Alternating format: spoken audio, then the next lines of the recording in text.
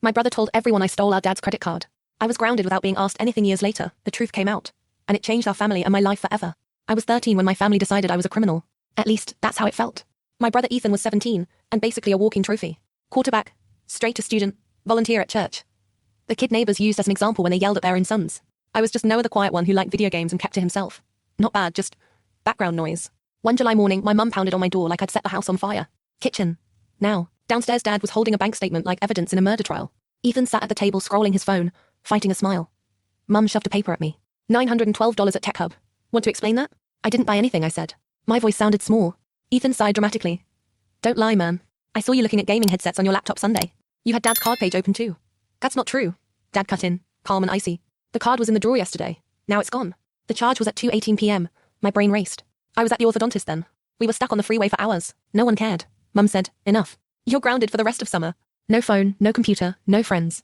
Ethan smirked as they walked away. He whispered, should have covered your tracks better. For 3 days I lived like a ghost in that house, replaying the timeline in my head. I literally couldn't have been at that store. But they'd already picked their truth.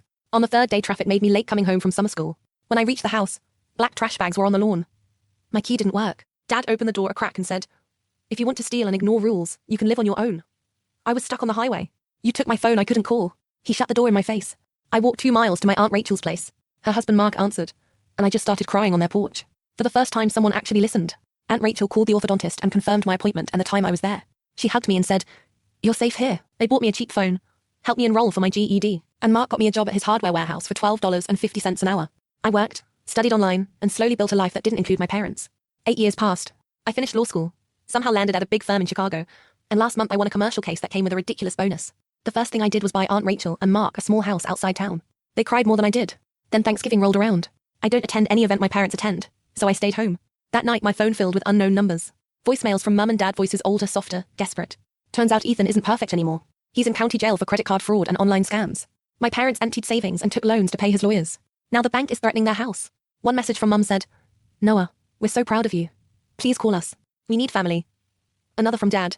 Son, we made mistakes, but we're drowning. I listened to them while sitting in the living room I paid for. In the house I bought for the 2 people who believed me. Part of me feels nothing. Another part remembers being 13 with trash bags on the lawn. Yesterday, a certified letter arrived from their attorney, asking if I'd be willing to assist financially to protect family assets. Ethan's trial starts next month, and apparently my testimony could help or destroy him. I haven't called back.